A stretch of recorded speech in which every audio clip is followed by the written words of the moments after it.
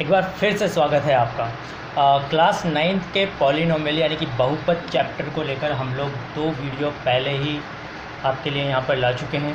ये हमारा तीसरा वीडियो है। उन दोनों वीडियोस को आप देखिए, समझिए, उसके आगे हम बढ़ते हैं। पिछले वीडियो में पॉलिनोमियल 2 में हमने बात की थी शेषफल प्रमेय की, और शेषफल प्रमेय से संबंधित आपको प्रश्न भी हल करके बताया था। तो अब हम शेषफल प्रमेय के उन्हीं अनुप्रयोगों पर आगे बढ़ते हैं, और हम आज ये देखेंगे कि आप किसी भी बहुपद के लिए जो कि एक या एक से ज़्यादा कोटि का है और आपको एक दूसरा रैखिक बहुपद यानी कि लीनियर पॉलिनोमियल दिया हुआ है, तो आप कैसे चेक करेंगे कि आपका दिया हुआ लीनियर पॉलिनोमियल यानी कि दिया हुआ रैखिक बहुपद उस दूसरे बहुपद का गुणनखंड यानी कि फैक्टर है या नहीं है।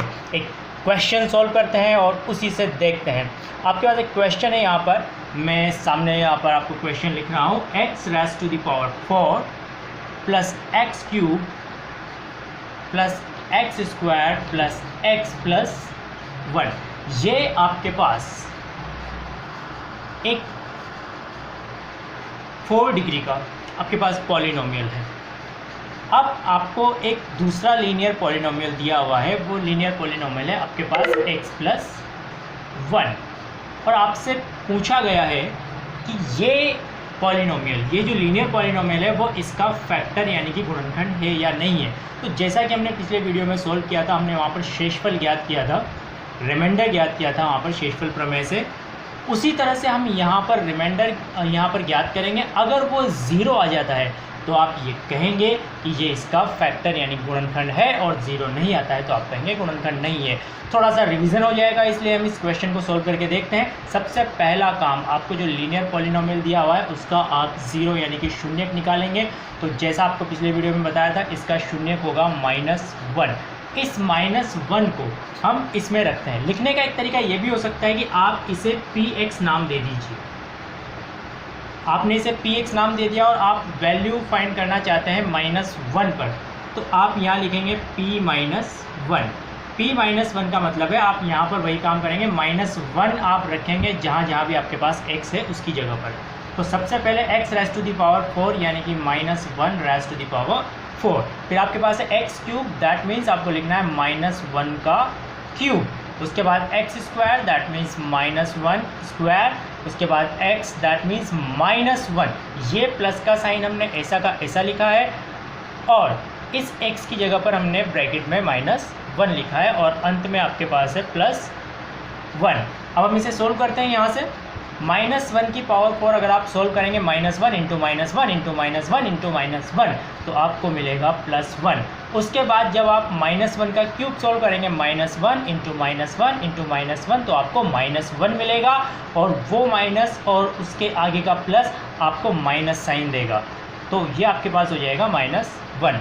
उसके बाद -1 का जब आप स्क्वायर करेंगे, -1 × -1, तो आपको +1 मिलेगा, और +1 के आगे भी प्लस का साइन है, तो ये आपके पास रहेगा +1, और ये प्लस और -1 मिलके आपके पास हो जाएगा -1, और अंत में है आपके पास +1। यहाँ आप ये देखेंगे कि ये +1 इस -1 से कैंसिल हो रहा है, ये +1 इस -1 से कैंसिल हो रहा है, और ये +1 आपका आंसर है। और जो आपका फाइनल रिमाइंडर आया है वो आपका 1 आया है, वो 0 नहीं आया है। तो आप फाइनली अपना आंसर लिखेंगे कि ये लीनियर पॉलिनोमियल इस पॉलिनोमियल का यानी कि ये रैखिक बहुपद इस बहुपद का गुणनखंड नहीं है, फैक्टर नहीं है। The given linear polynomial is not a factor of the given polynomial. Okay, अब हम आगे बढ़ते हैं। नेक्स्ट टाइप के आपके पास क्वेश्चन आएंगे, वहाँ आपको एक पॉलिनोमियल दिया होगा और साथ में आपको एक लीनियर पॉलिनोमियल भी दिया होगा। क्वेश्चन में खुद कहा होगा कि ये इसका एक फैक्टर है, गुणनखंड है, लेकिन उस पॉलिनोमियल में आपको जो क्वेश्चन का पॉलिनोमियल दिया हुआ है इसमें कोई एक अननोन टर्म वो आपको देगा, कोई एक अननोन कोएफिशिएंट वो आपको देगा, और उस अननोन कोएफिशिएंट उसे हम आपके बुक्स में ज़्यादातर k लिखा हुआ है। तो देखते हैं कि उस अननोन k की वैल्यू हम कैसे फाइंड करते हैं। फिर से एक एग्जांपल लेते हैं। आपके पास एक क्वेश्चन लेते हैं, आपके पास लिखा हुआ है kx² -√2x + 1। ये आपका एक क्वाड्रेटिक पॉलिनोमियल है, यानी कि 2 पावर का 2 ऑर्डर का आपके पास एक पॉलिनोमियल है और आपको इस क्वेश्चन में ऑलरेडी ये लिखा हुआ है कि x माइनस वन इसका एक फैक्टर है, x माइनस वन इसका एक फैक्टर है। अब यहाँ पर k आपका एक अननोन कोएफिशिएंट है x स्क्वायर का, और आपको इस कंडीशन पे कि एक फैक्टर है, आपको k की वैल्यू फाइंड करनी है। तो जैसा कि हम रिमाइंडर थ्योरम से, शेषफल प्रमेय से ये जानते हैं कि अगर ये इसका फैक्टर है तो इससे जो ज़ीरो हमें मिलेगा, जो शून्यक मिलेगा, वो इसमें रखने पर हमारी वैल्यू क्या होनी चाहिए, ज़ीरो। तो फिर हम वही काम करते हैं। मान लीजिए आपने इसे px नाम दिया है, लिखने का तरीका आपका क्या होगा कि आपने इसे px नाम दिया है और आप इसका ज़ीरो निकालते हैं तो इसका जो आपके पास ज़ीरो यानी कि शून्यक होगा वो होगा 1। तो अब आप ये कहेंगे, क्वेश्चन में आप लिखेंगे, क्योंकि क्वेश्चन में आपको ये दिया हुआ है कि ये इसका फैक्टर है, इसलिए आप ये कहेंगे कि P1 की वैल्यू, क्योंकि यहाँ पर इसका ज़ीरो आया है 1, तो P1 की वैल्यू क्या होनी चाहिए, ज़ीरो। P1 की वैल्यू हम कैसे निकालेंगे, P1 की वैल्यू निकालने के लिए हमें जहाँ जहाँ x है वहाँ 1 पुट करना है। तो k1 स्क्वायर, इनके बीच में मल्टीप्लिकेशन का साइन लगेगा, kx स्क्वायर की जगह k1 स्क्वायर, माइनस √2x की जगह माइनस √2 इंटू 1 और प्लस 1 की जगह प्लस 1, और इसकी वैल्यू होनी चाहिए 0। अब ये इक्वेशन बन गई आपके पास। इस इक्वेशन को हम लोग सॉल्व करेंगे। ये आपके पास इस पहली टर्म का सॉल्यूशन होगा k, दूसरी टर्म का सॉल्यूशन आपके पास √2 और तीसरी टर्म में आपके पास 1। और जब आप इसे k के लिए सॉल्व करते हैं तो आपके मिलेगा k is equals to √2 minus 1। जब आप माइनस √2 को आप RHS में लेके जाएंगे प्लस √2 हो जाएगा, और प्लस 1 को RHS में लेके जाएंगे माइनस 1 हो जाएगा। ये आपकी k की वैल्यू है, और इसी तरह से आप दूसरे क्वेश्चंस भी सॉल्व कर सकते हैं। अब हम आपको बहुत ही इम्पॉर्टेंट चीज़ बताने वाले हैं। जैसा कि रिमाइंडर थ्योरम समझाते वक्त मैंने आपसे कहा था कि रिमाइंडर थ्योरम में हमें केवल रिमाइंडर यानी कि शेषफल मिलता है, हमें भागफलन की क्वोशिएंट नहीं मिलता। और अगर हमारा इंटरेस्ट इस चीज़ में है कि हम ये पता करना चाहते हैं कि भागफल क्या होगा, तो हम अलजेब्रा में ये जो पॉलिनोमियल्स है उसमें हम डिवीज़न यानी कि भाग कैसे करेंगे। तो एक क्वेश्चन जो NCERT की बुक का एक क्वेश्चन है, और वो कैसे सॉल्व किया गया है मैं आपको स्टेप बाय स्टेप समझाने की कोशिश करूँगा, और आप ध्यान से समझेंगे कि ये जो भाग है, जो डिवीज़न है। एक क्वेश्चन लेते हैं हम लोग यहाँ पर, -3x raise to the power 4 3x raise to the power 4 minus 4x cube minus 3x minus 1, और इसे हमें डिवाइड करना है x माइनस 1 से। तो ये आपका डिविडेंड है, ये आपका डिवीज़र है, ये भाज्य है, ये भाजक है। जैसे हम लोग अरिथमेटिक में करते हैं, अंकगणित में करते हैं, सेम वैसे ही हम लोग यहाँ पर ये निशान बनाएंगे और इसके अंदर हम लोग इस डिविडेंड को लिखेंगे। लेकिन सावधानी किस बात की रखनी है, फ़र्क क्या है। सबसे पहले आपको ये चेक करना है क्वेश्चन में कि ये जो आपका पॉलिनोमियल है और ये जो पॉलिनोमियल है वो उसके वेरिएबल की यानी कि x की घटती हुई घातों में, डिक्रीजिंग पावर्स में है या नहीं। तो आप देखेंगे पावर 4, पावर 3, पावर 1, और यहाँ पर क्योंकि x नहीं है तो पावर 0। तो ये घटती हुई घातों में, डिक्रीजिंग पावर्स में है, और ये भी घटती हुई घातों में है। फिर दूसरी जो आपको बात ध्यान में रखनी है वो ये रखनी है कि आपके पास इसमें कोई टर्म मिसिंग तो नहीं है। तो आप ये देखेंगे कि अगर इसकी पावर 4 है तो इसमें मैक्सिमम टर्म्स होनी चाहिए 5, और अगर पावर 3 है तो मैक्सिमम टर्म होनी चाहिए 4। तो आपके पास यहाँ पर 1 2 3 4 टर्म्स है और आपकी पावर है 4, तो आपके पास टर्म्स होनी चाहिए थी 5। तो कौन सी टर्म मिसिंग है, तो आप गौर से देखेंगे तो आपके पास x raise to the power 4, x cube, x और x की पावर 0। तो आपके पास x स्क्वायर वाली यानी कि x की पावर 2 वाली आपके पास टर्म्स यहाँ पर मिसिंग है, और उस मिसिंग टर्म को हमें मिसिंग नहीं रखना है। तो हमें करना क्या है, या तो हमें उसकी जगह पे थोड़ा सा गैप छोड़ना है, या फिर हमें उसकी जगह 0x स्क्वायर लिखना है। तो आप यहाँ पर ध्यान दीजिए कि हमने लिखा है यहाँ पर 3x raise to the power 4 minus 4x cube. अब यहाँ पर आप या तो 0x स्क्वायर लिखें, या फिर x स्क्वायर वाली टर्म के लिए आप थोड़ा सा गैप छोड़ दीजिए। फिर आपने लिखा है यहाँ पर -3x और -1। ये गैप हम क्यों छोड़ रहे हैं, मैं आगे आने वाले स्टेप्स में आपको इसका रीज़न बताऊँगा। इसके बाद आपने यहाँ पर आपका डिवीज़र लिखा x माइनस 1। भाग देने की यानी कि डिवीज़न की प्रोसेस क्या होगी। सबसे पहले देखिए हम करते क्या है, इस पहली टर्म को इस पहली टर्म से डिवाइड करते हैं। 4x³ माइनस 3x और -1, इन्हें हमने फ़िलहाल छोड़ दिया है। हमने 3x⁴ को सिर्फ x से डिवाइड किया है। तो हम जब डिवाइड करेंगे तो हमें मिलेगा 3x³।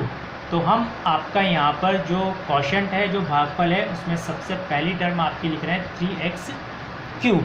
अब इस 3x³ को हम इन दोनों टर्म से, आपके पास डिवीज़न में जितनी भी टर्म्स है, डिवीज़न में आपके पास 2 टर्म्स है, दोनों से मल्टीप्लाई करेंगे।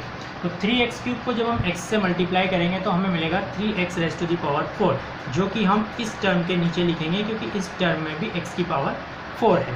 उसके बाद जब हम 3x³ को मल्टीप्लाई करेंगे -1 से तो हमें मिलेगा -3x³ और x³ वाली टर्म के नीचे हम उसे लिखेंगे। अब हम इसे सब्ट्रैक्ट करते हैं और सब्ट्रैक्ट करने का तरीका ये है कि हम इन दोनों के साइन चेंज कर देते हैं। इस +3 को आप -3 मानेंगे तो +3 और -3 आपका कैंसिल हो जाएगा। इसे आप कैंसिल कर सकते हैं या यहाँ 0 लिख सकते हैं या फिर इसको खाली छोड़ सकते हैं।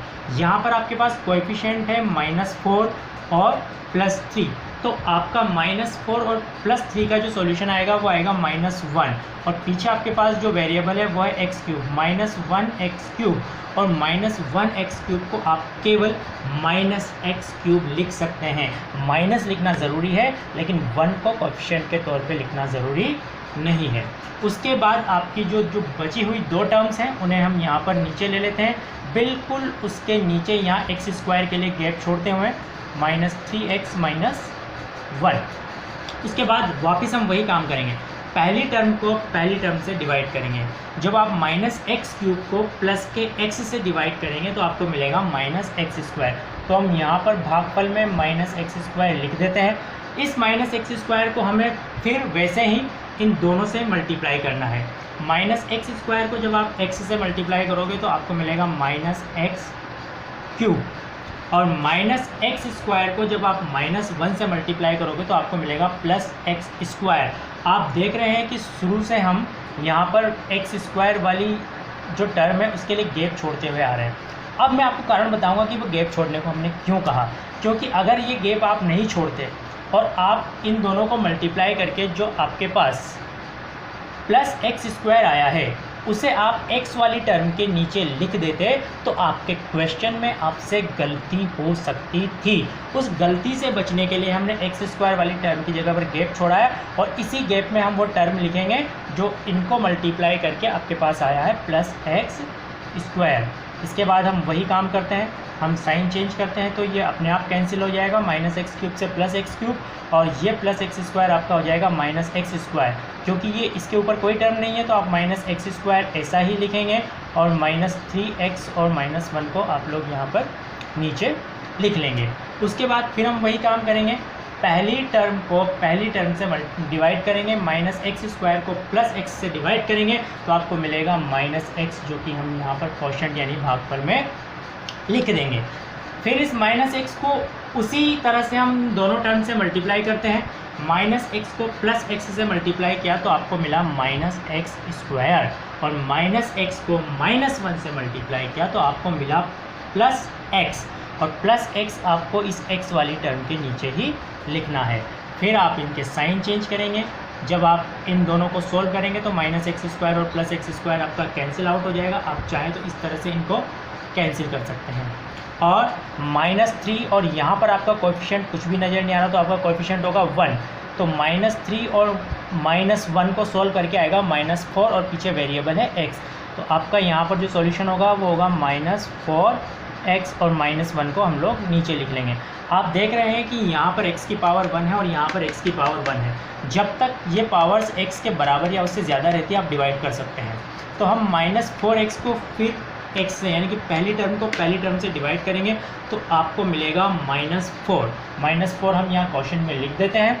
वापस उस -4 को हम इन दोनों से मल्टीप्लाई करते हैं। -4 को x से मल्टीप्लाई किया तो -4x और -4 को -1 से मल्टीप्लाई किया तो आपको मिला +4।